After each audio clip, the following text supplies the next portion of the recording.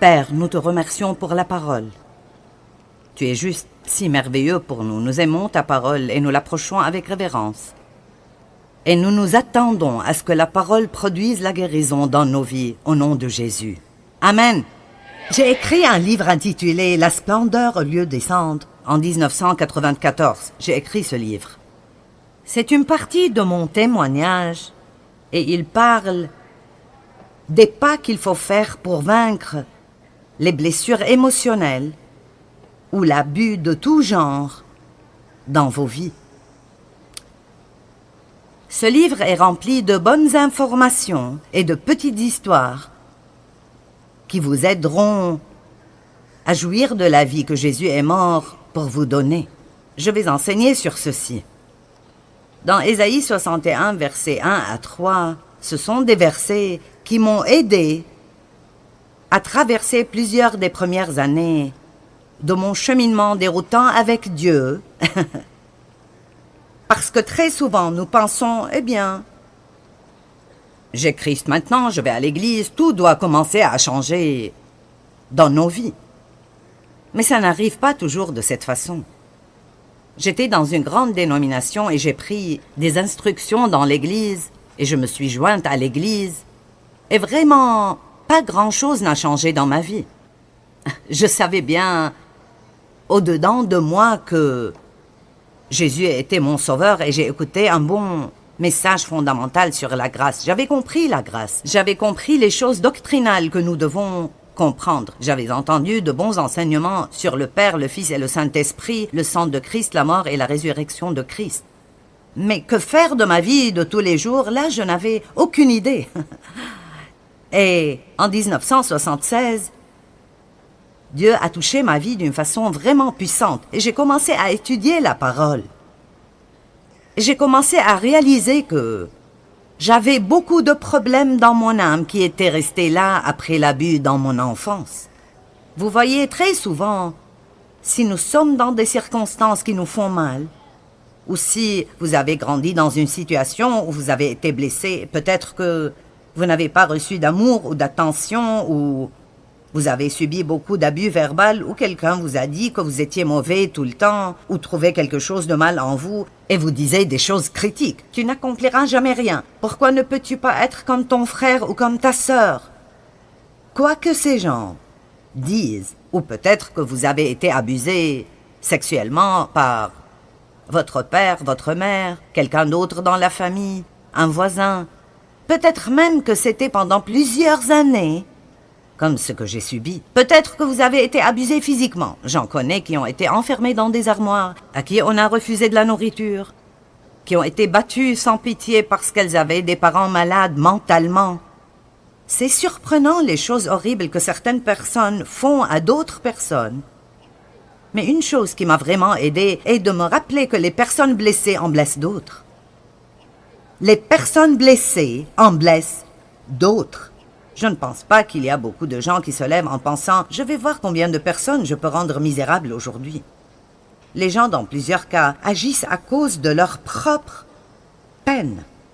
Et ce que Satan veut, bien sûr, est que quelqu'un nous blesse et que nous devenions énervés et amers et irrités, que nous gardions une rancune, que nous passions nos vies en nous sentant victimes, que nous entrions dans toutes sortes de comportements addictifs, et puis que nous passions nos vies à blesser quelqu'un d'autre pour qu'il puisse alors aller et faire la même chose. Et puis ça continue comme cela de génération en génération. Mais je suis là pour vous annoncer de bonnes nouvelles. Que si vous avez été blessé dans le passé, ça n'a pas besoin d'aller plus loin que vous à quelqu'un d'autre. Vous avez le privilège de parler au nom de Jésus et de croire en la puissance de Dieu pour non seulement vous guérir complètement et vous transformer comme si ça ne vous est jamais arrivé, mais pour ne jamais laisser ceci aller à quelqu'un d'autre dans votre génération. Et ceci est de merveilleuses bonnes nouvelles. Amen. Donnez gloire à Dieu.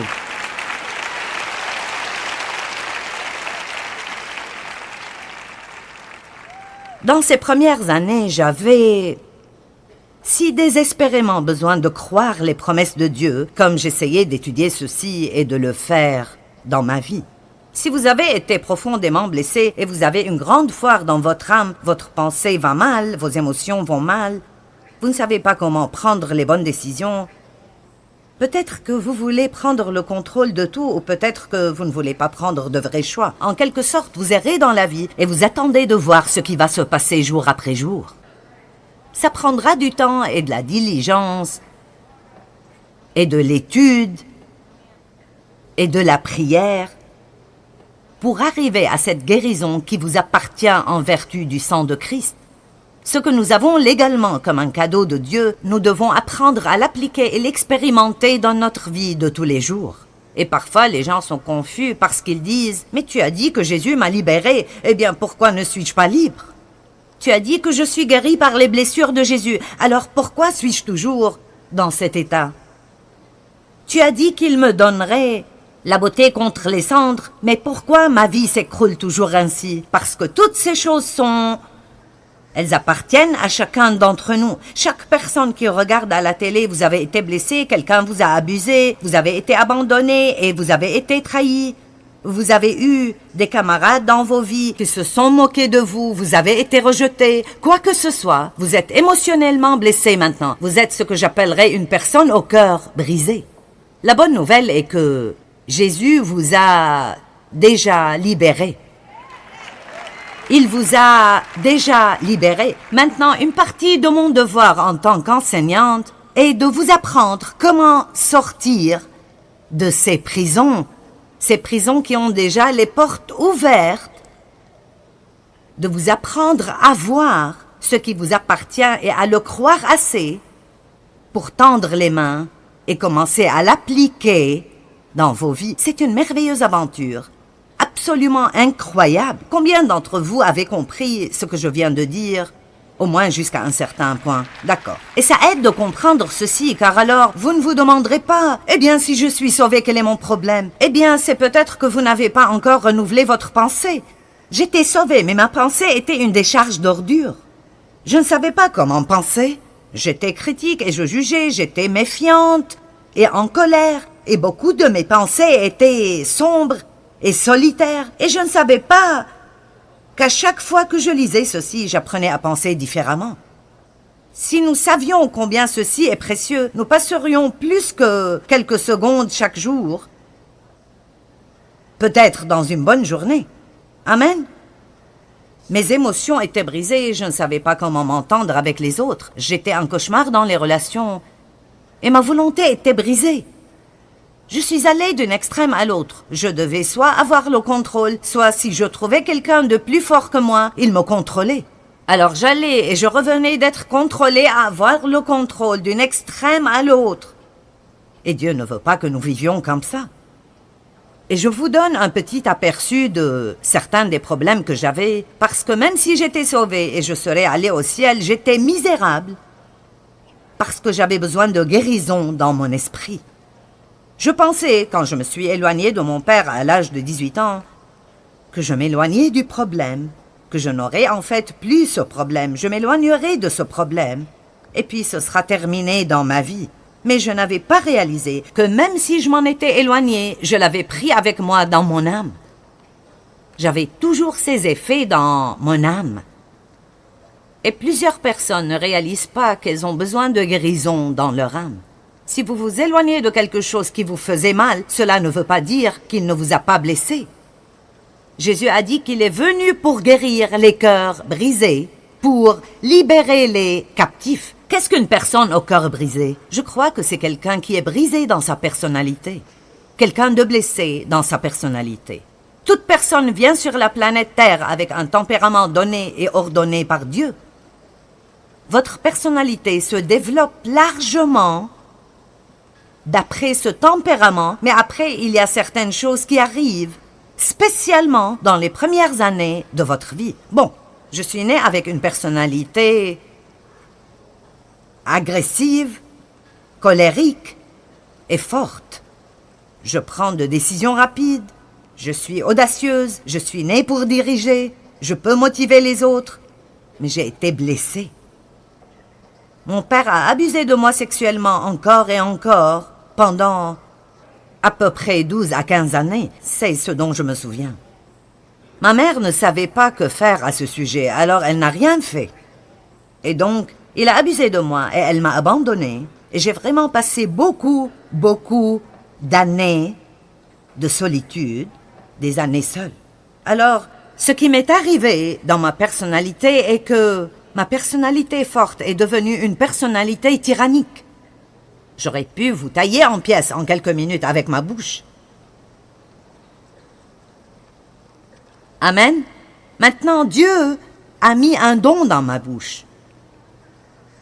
Je suis une bouche dans le corps de Christ. Au cas où vous ne l'avez pas remarqué, c'est ce que je fais. Je parle et je ne fais rien d'autre. Je ne chante pas, je ne joue pas d'instrument de musique.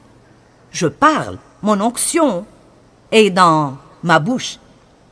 Et je parle à travers le monde, à travers la télé.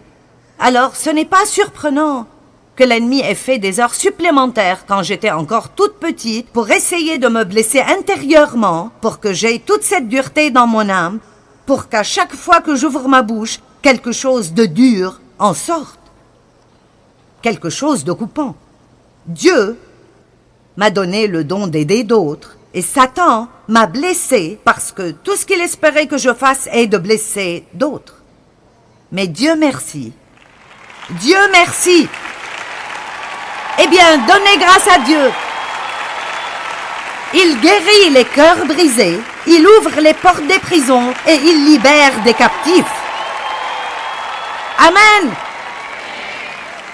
Et je veux vous dire aujourd'hui que Jésus peut vous guérir où que vous soyez blessé.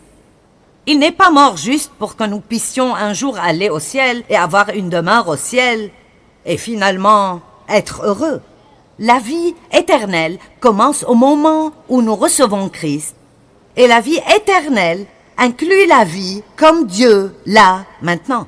Et je peux vous dire qu'il n'est pas assis au ciel ce soir dans l'apitoiement. Il n'est pas plein d'amertume et de ressentiment. Il n'est pas déprimé, il n'est pas découragé, il n'est pas abattu, déçu ou désespéré. Et nous avons ce même type de vie présent à l'intérieur de nous si nous pouvons juste le laisser sortir pour qu'il arrive à notre âme où il peut commencer ce processus de guérison et puis il pourra apparaître dans nos vies. Dieu veut que vous sortiez d'ici ce soir déterminé de ne jamais dans vos vies passer une nuit de plus avec les grenouilles. Quoi? Comment es-tu arrivé aux grenouilles? Eh bien, allons à l'Exode chapitre 8.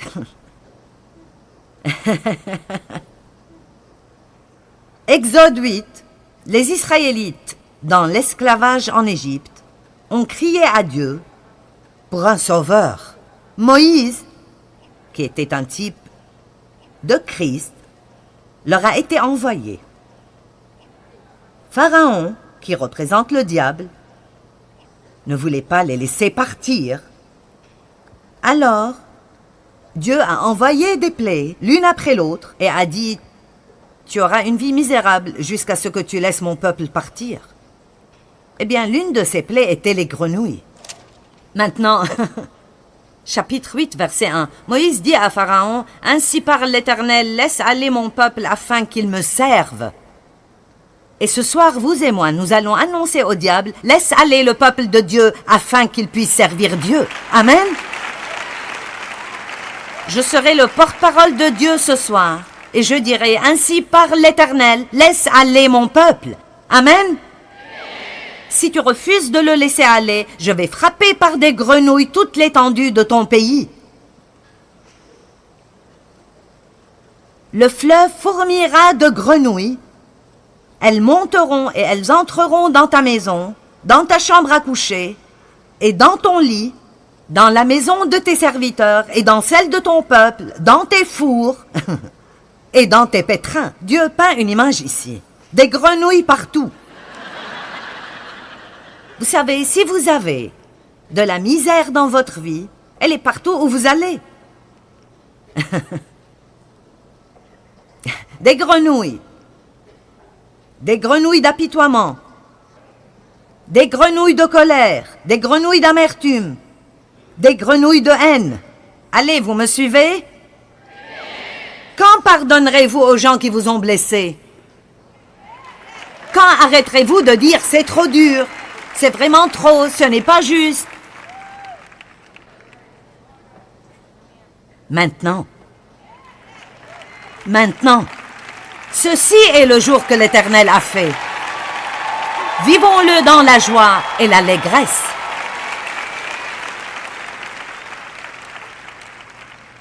Ésaïe 61, 1 à 3. Ces versets sont juste si merveilleux. Maintenant, c'est Ésaïe qui prophétise à propos de Jésus. L'Esprit du Seigneur, l'Éternel, est sur moi, car l'Éternel m'a oint et qualifié pour porter de bonnes nouvelles aux malheureux, aux débonnaires et aux affligés. Vous savez que Jésus n'a jamais été à un séminaire?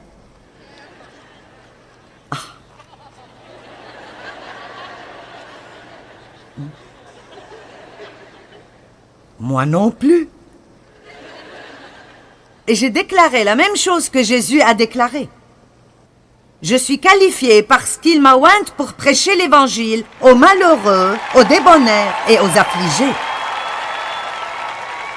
Maintenant, je n'ai pas dit qu'il n'a pas étudié. Il a étudié tout le temps et je suis sûre qu'il a étudié avec des personnes bien éduquées. Mais j'essaie juste de vous montrer que si vous avez manqué un peu d'éducation, cela ne veut pas dire que Dieu ne peut pas vous utiliser. Dieu vous a oint pour faire des choses incroyables. Son onction est sa force. C'est un don du Saint-Esprit qui vient à vous et vous permet de faire tout ce que Dieu vous a demandé de faire. Vous êtes un miracle qui attend d'être accompli.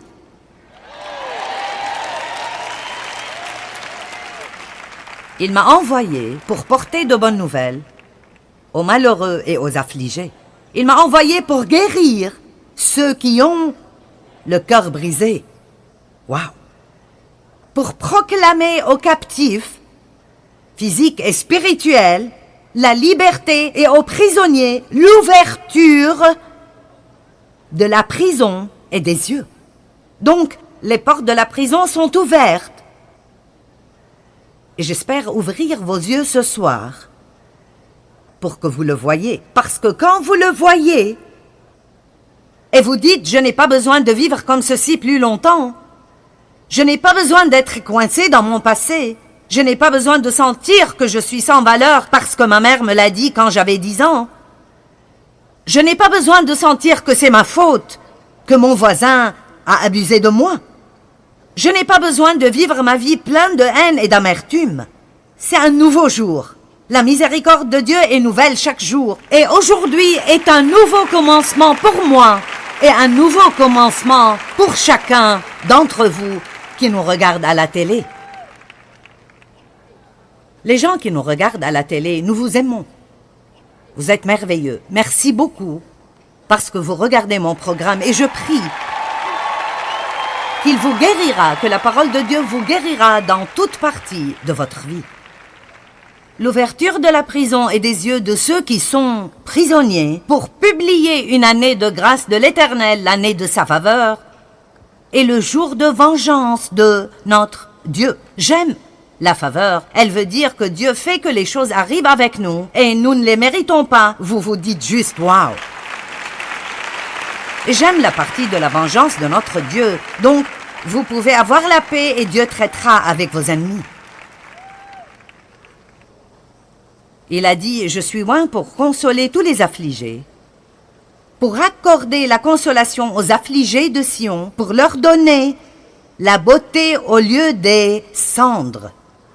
Maintenant, les hommes, vous pensez peut-être, la beauté au lieu des cendres, c'est un peu fifi, hein? Eh bien, les gars, vous avez besoin d'un peu de beauté aussi de temps en temps.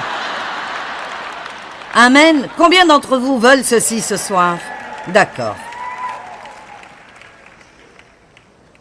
Nous sommes dans le salon de beauté pour votre âme aujourd'hui. La beauté au lieu des cendres, une huile de joie au lieu du deuil, un vêtement de louange au lieu d'un esprit abattu, afin qu'on les appelle des térébintes de la justice, une plantation de l'Éternel pour servir à sa gloire. Et les versets 7 et 8 m'ont aidé à continuer longtemps. Au lieu de la honte, vous aurez une portion double, c'est-à-dire la récompense de la restitution.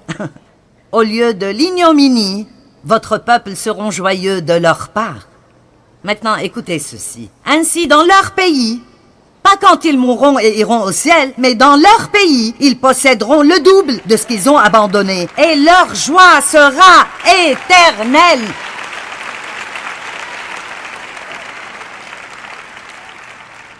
Alors devinez ce qui vient, le double au lieu des troubles.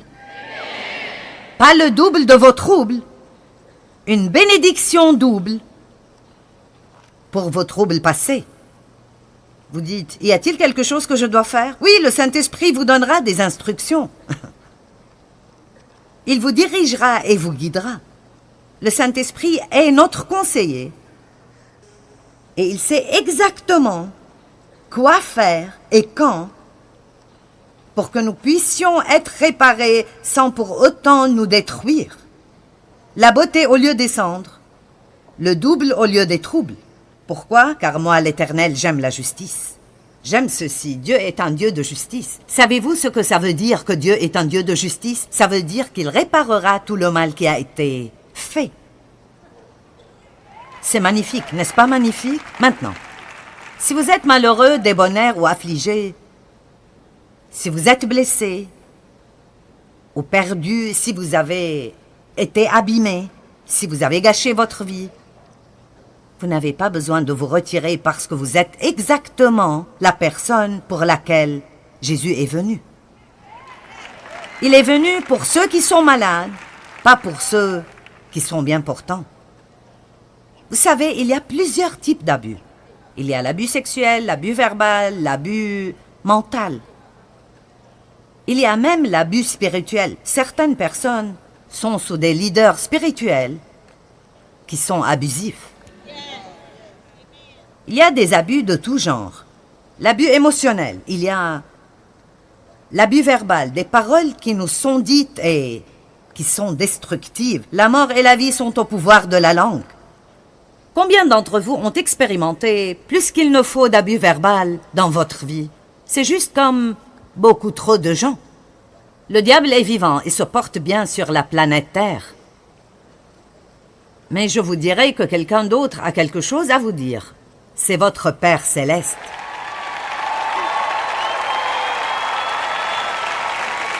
Et maintenant, c'est ce que vous devez apprendre à croire. Ce n'est pas ce que maman vous a dit qui compte, c'est ce que Dieu le Père vous dit qui compte. Ce n'est pas ce que papa vous a dit qui compte, c'est ce que Dieu le Père vous dit qui compte. Ce n'est pas ce que votre enseignant a dit, ou votre camarade de classe, ou votre frère, ou votre sœur. Même si vos parents ne vous ont pas aimé du tout, laissez-moi vous encourager ce soir. Et ne le prenez pas mal, mais ça ne fait pas de différence parce que Dieu vous aime. Dieu vous aime et il vous aime pour toujours et parfaitement et complètement et sans condition. Honnêtement, je peux dire que mes parents ne m'ont pas aimé.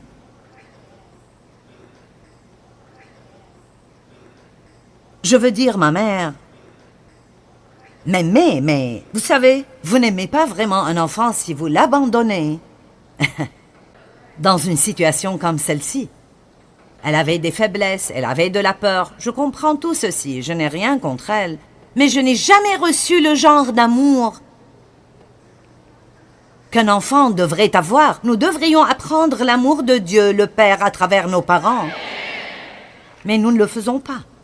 Mais ce n'est pas trop tard pour vous de commencer maintenant. Même si vous avez 75 ans, vous pouvez commencer ce soir. Recevoir l'amour de Dieu. L'amour de Dieu est ce qui guérit notre âme blessée. Je vous montrerai un verset, Éphésiens 3,16, que je veux que vous commenciez à prier sur votre vie tous les jours. Éphésiens 3,16, je prie ce verset presque chaque matin. Vous savez, quand vous commencez à croire la parole de Dieu et à la dire de votre propre bouche, vous commencez à prier cette parole devant Dieu. Il doit, sur son honneur, accomplir ses propres promesses si vous les croyez. Amen. Alors vous dites, Père, je crois ceci et je le reçois aujourd'hui. qu'il vous donne de l'excédent de sa gloire, que vous soyez fortifiés et renforcés d'une grande puissance en vous-même par le Saint-Esprit lui-même qui demeure au plus profond de votre être et votre personnalité. Alléluia! Saint-Esprit, viens et entre dans ma personnalité. Viens aujourd'hui, Seigneur, et demeure dans ma personnalité, car je ne serai pas méchant, je serai bon. Je ne serai pas triste, je serai joyeux. Je ne serai pas coléreux, je serai joyeux. Je ne serai pas plein d'apitoiement aujourd'hui. Je sortirai de cette maison et j'irai aider quelqu'un qui en a besoin. Viens, Saint-Esprit, et demeure dans ma personnalité. Combien d'entre vous commenceront à prier ceci chaque jour? Eh bien, je crois qu'il est temps de prendre une décision de sortir de l'esclavage, de laisser tomber les grenouilles et de trouver la liberté que Jésus est mort pour que vous l'ayez. Ne vivez pas dans votre peine passée un jour de plus.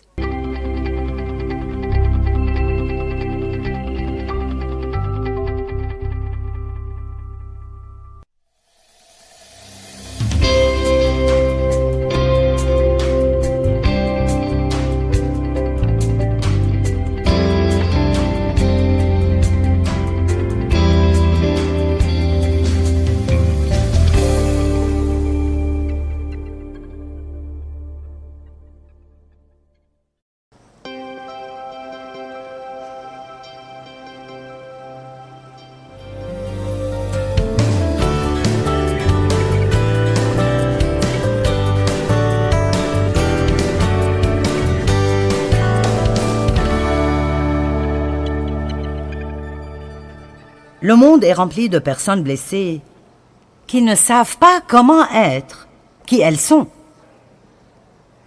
Elles n'agissent pas comme elles-mêmes parce qu'elles pensent que les personnes qu'elles sont ne valent rien du tout. Et alors elles prétendent et essayent d'être quelqu'un qu'elles ne sont pas. Elles essayent d'être comme quelqu'un d'autre, de mettre des masques.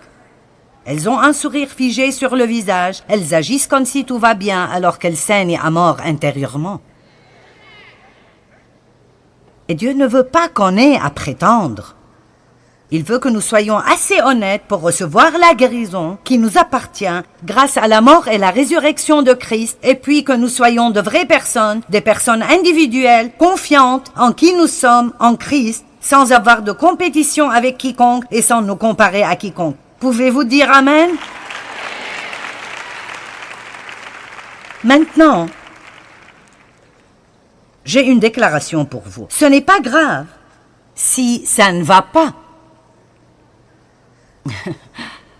Nous refusons désespérément que les gens sachent que nous n'allons pas bien.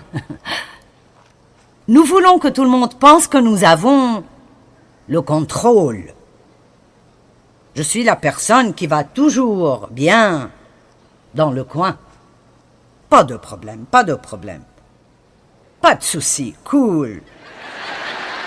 Mais après, quand vous devenez chrétien, le langage change, mais le problème est toujours le même. Louez le Seigneur. Merci Jésus. Gloire à Dieu. Amen, amen, amen.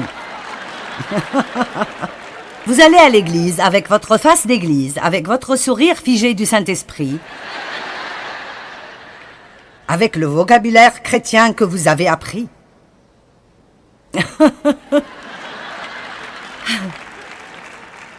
Dave et moi, nous nous disputions en allant à l'église et à l'entrée louer le Seigneur.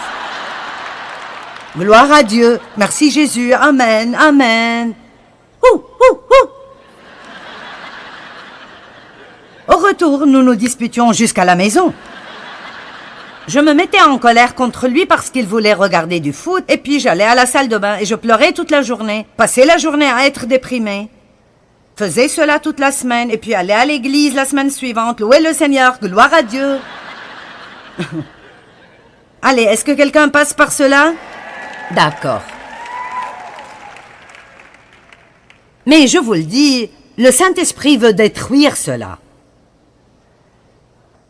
Laissez-le détruire cela avant que vous ne soyez détruits, et puis laissez-le reconstruire pour que tout soit en ordre. Vous ne pouvez pas recevoir d'aide de Dieu si vous n'admettez pas que vous avez besoin d'aide. Alors la première chose que nous devons faire est d'aller à Dieu et de lui dire « Je t'aime Seigneur, j'apprécie mon salut, mais je suis une épave. » Et je veux de la vérité. Je ne veux pas vivre dans la déception. Voici une autre prière à prier tous les jours. Dieu, ouvre mes yeux dans toute région où je suis trompé et enseigne-moi la vérité. Nous parlerons un peu plus à propos de la déception dans l'un des autres messages parce que nous sommes si trompés dans tant de domaines et nous pensons que tous les autres ont un problème. C'est ta faute si je ne suis pas heureux, c'est ta faute. Et si tu avais fait ça, alors je n'aurais pas eu ce problème. Psaume 109, 22, regardons combien David a été honnête. Je suis malheureux et indigent et mon cœur est blessé au-dedans de moi. Je vous le dis, le psalmiste David était étonnamment réel avec Dieu. Comme vous lisez les psaumes, vous verrez qu'il ne jouait pas de jeu de prétention. Laissez-moi vous le dire encore, ce n'est pas grave si ça ne va pas. Si vous n'allez pas bien, vous n'avez pas à prétendre que vous allez bien. Vous pouvez dire, j'ai besoin d'aide. J'ai besoin de l'aide de Dieu. Jacques 5, 16. Confessez donc vos fautes l'un à l'autre, afin que vous soyez guéris et restaurés spirituellement dans votre âme. Nous savons que nous pouvons confesser nos péchés à Dieu et que notre pardon vient de lui. Mais c'est bien parfois de juste parler à quelqu'un et faire sortir certaines choses de vous. Le problème que nous avons aujourd'hui est que la loyauté et l'honneur ont été abandonnés et que l'intégrité est un mot que beaucoup de jeunes personnes ne comprennent pas. Plusieurs personnes trouvent que c'est difficile de trouver quelqu'un à qui elles peuvent parler et avoir confiance qu'ils vont garder leurs secrets. Mais il y en a encore. Choisissez sagement, mais trouvez un bon ami, un membre fiable de la famille, un leader spirituel fiable, si vous avez besoin de parler à quelqu'un à qui vous pouvez parler. Je n'encourage personne à aller se faire suivre pendant 20 ans, mais si vous en avez besoin, ils sont tenus par la loi de ne pas divulguer vos secrets. Parfois, nous avons besoin de nous lâcher et de laisser tout ça sortir pendant des années et des années. Je veux dire que j'avais la vingtaine avant de dire à quiconque ce qui m'était arrivé. C'est dramatique de vivre avec un tel secret pendant tant d'années. Pourquoi n'ai-je dit à personne? J'avais peur de ce qu'on penserait de moi. J'avais peur que mon père découvre que j'ai dit à quelqu'un. J'avais peur que ma mère découvre que j'ai dit à quelqu'un. Et Satan veut que nous vivions dans la peur. Il veut pratiquement que nous ruinions nos vies et puis nous faire avoir peur que quelqu'un découvre un jour. Peut-être que tu étais dans la prostitution et maintenant tu as peur que quelqu'un découvre, quoi que soit votre cas. Les secrets enterrés vivants ne meurent jamais. Ils continuent à nous détruire. Et il y a de la valeur dans ce « confessez donc vos fautes l'un à l'autre, afin que vous soyez guéris ». Parfois, si vous avez quelque chose qui vous dérange, l'ennemi vous attaque et vous ne pouvez juste pas dépasser cela. Je me souviens qu'une fois, j'avais un vrai problème de jalousie envers quelqu'un et je ne voulais pas ressentir cela. C'était stupide, mais j'ai vraiment ressenti cela. Et j'ai juste senti que le Seigneur me disait que je devais aller et dire à Dave et lui demander de prier pour moi. Eh bien, c'est humiliant parfois de devoir dire à quelqu'un par quoi vous passez ou ce que vous avez fait. Mais c'est dans cet acte même d'humilité que nous recevons l'aide de Dieu. Dieu aide les humbles. Dieu aide ceux qui sont prêts à dire « j'ai besoin d'aide ». Ne restez pas dans l'obscurité, seul. Ce qui est ramené dans la lumière est exposé. Souvent, quand nous avons des problèmes et nous avons mal, nous blâmons quelqu'un d'autre. C'est toujours la faute de quelqu'un d'autre. Ça a commencé dans le jardin, le jeu du blâme.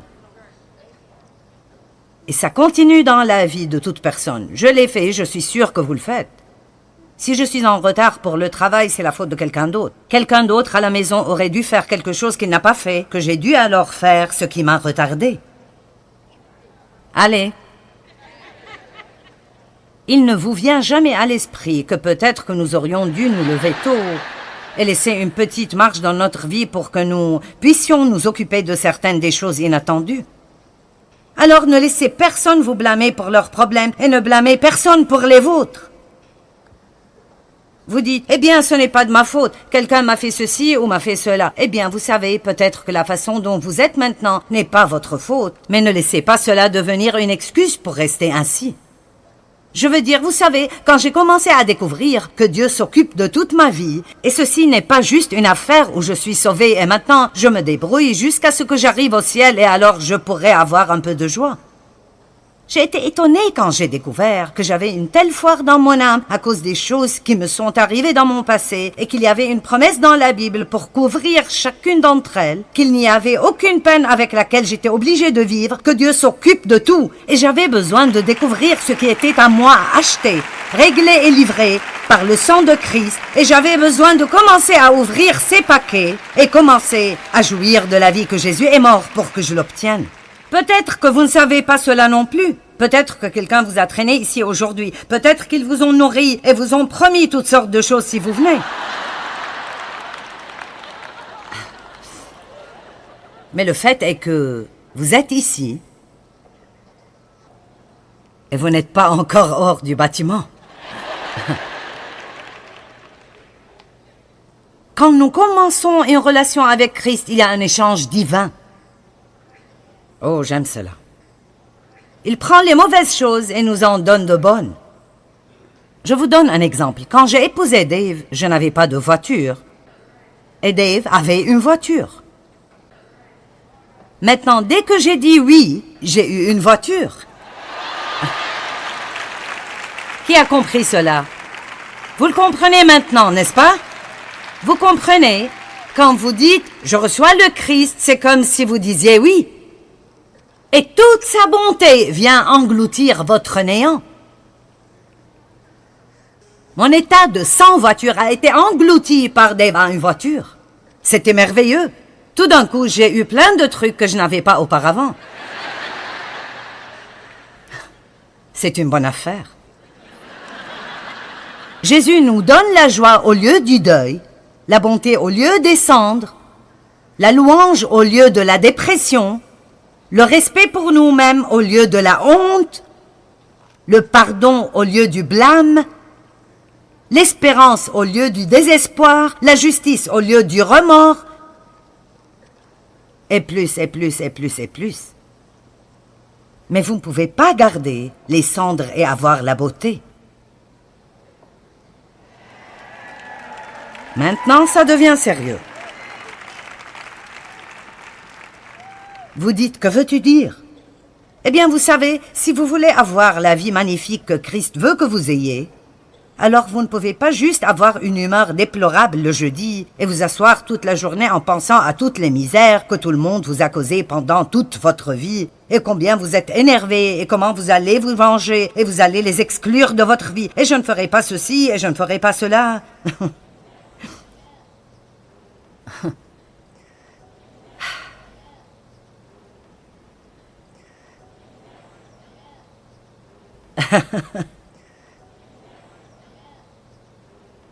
Vous devez vous débarrasser de vos cendres. Vous les laissez tomber et vous obtiendrez la beauté. Amen. Mon frère est mort il y a 2 ou 3 ans à cause de l'alcool, de la drogue et de maladies mentales, et il était 9 ans plus jeune que moi. Il a eu toute opportunité d'avoir une vie magnifique. Il aurait pu être ici dans cette conférence ce soir, à travailler avec notre équipe. Je n'ai pas le temps de vous dire toute son histoire, mais le temps qu'ils l'ont retrouvé dans ce bâtiment, son corps était extrêmement décomposé.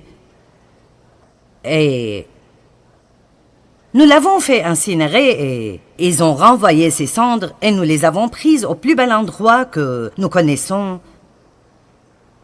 Et nous avons dispersé ses cendres. Il n'a pas eu une très belle vie, mais nous voulions que ses cendres finissent dans un bel endroit parce que Nous croyons qu'à cause de son passé qu'il a vécu, que Dieu l'a reçu chez lui. Il avait accepté Christ comme son sauveur. Il était juste un type mal en point. Il était juste mal en point. Dieu est extrêmement miséricordieux. Je crois qu'il comprend notre peine et même parfois notre perturbation. Et parfois, et je ne veux pas utiliser ceci d'une façon dégradante, alors ne soyez pas offensés si vous faites ceci. J'essaie juste de faire une analogie. Parfois, quand les gens font incinérer leurs proches, ils gardent leurs cendres quelque part. Et vous pouvez faire cela dans votre vie. Vous pouvez avoir les cendres de votre passé et vous pouvez les garder quelque part. Peut-être que vous ne leur prêtez pas attention souvent, mais là, parfois, vous voulez juste aller et les voir de nouveau.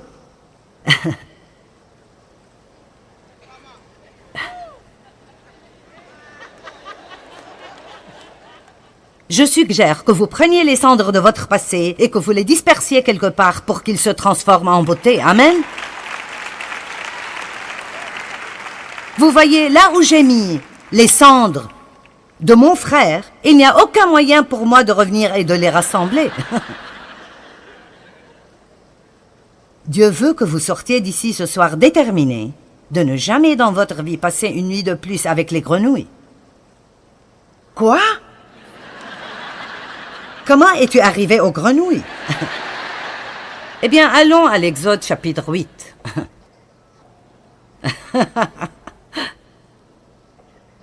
Je vais en fait refaire ce message et l'appeler « Une nuit de plus avec les grenouilles quelque part ». Exode 8. Les Israélites, dans l'esclavage en Égypte, ont crié à Dieu pour un délivreur. Moïse, qui était un type de Christ, leur a été envoyé. Pharaon, qui représentait le diable, ne voulait pas les libérer. Alors, Dieu a envoyé des plaies, l'une après l'autre, et a dit, « Tu auras une vie misérable jusqu'à ce que tu laisses mon peuple partir. » Eh bien, l'une de ces plaies était les grenouilles. Exode 8:1. Puis l'Éternel dit à Moïse, « Va vers Pharaon et tu lui diras, « Ainsi parle l'Éternel, laisse aller mon peuple afin qu'il me serve. » Et je suis ici ce soir pour vous dire que nous annonçons au diable, « Laisse aller le peuple de Dieu afin qu'il puisse servir Dieu. » Amen. Je serai le porte-parole de Dieu ce soir et je dirai, « Ainsi parle l'Éternel, laisse aller mon peuple. » Amen. Si tu refuses de le laisser aller, je vais frapper par des grenouilles toute l'étendue de ton pays. Le fleuve fourmillera de grenouilles. Elles monteront et elles entreront dans ta maison, dans ta chambre à coucher, et dans ton lit, dans la maison de tes serviteurs, et dans celle de ton peuple, dans tes fours, et dans tes pétrins. Dieu peint une image ici, des grenouilles partout. Vous savez, si vous avez de la misère dans votre vie, elle est partout où vous allez. Des grenouilles d'apitoiement, des grenouilles de colère, des grenouilles d'amertume, des grenouilles de haine. Allez, vous me suivez? Des grenouilles. Bon. L'Éternel dit à Moïse, dis à Aaron, étends ta main avec ta verge sur les rivières, sur les ruisseaux et sur les étangs, et fais monter les grenouilles sur le pays d'Égypte. Aaron étendit sa main sur les eaux de l'Égypte, et les grenouilles montèrent et couvrirent le pays. Mais les magiciens en firent autant par leur enchantement et sortilège. Ils firent monter plus de grenouilles. J'ai pensé que ceci est intéressant parce que c'est un peu comme Pharaon. Au lieu de prier, « Dieu, je comprends, débarrasse-nous des grenouilles », il s'est tourné vers des gens pour résoudre le problème et tout ce qu'ils ont fait est d'amener plus de grenouilles. Vous voyez? Quand vous allez chez des gens pour résoudre vos problèmes que seul Dieu peut résoudre, vous ne ferez qu'obtenir plus de grenouilles au-dessus de vos grenouilles.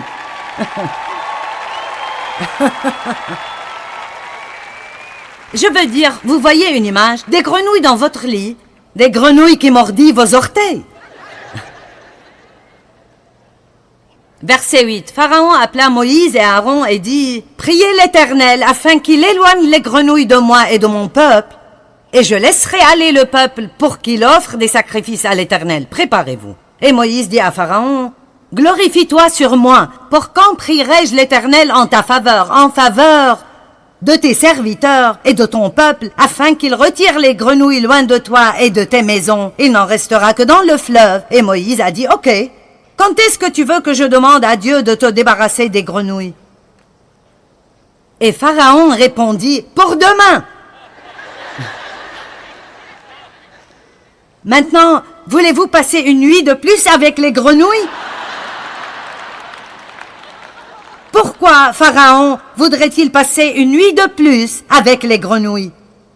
Pourquoi n'a-t-il pas dit « Prie maintenant 7 minutes même » ? Qui dans ce bâtiment ce soir dirait « Pas une seule nuit de plus avec les grenouilles » ? Vous savez quoi? Demain est probablement le mot le plus dangereux dans la langue française. Demain. Débarrassons-nous des grenouilles demain. Allons au lit avec elles une nuit de plus. Allons, vous me suivez les gars? Quand pardonnerez-vous aux gens qui vous ont blessés? Quand arrêterez-vous de dire c'est trop dur, c'est vraiment trop, ce n'est pas juste? Maintenant. Maintenant. Ceci est le jour que le Seigneur a fait. Vivons-le dans la joie et l'allégresse.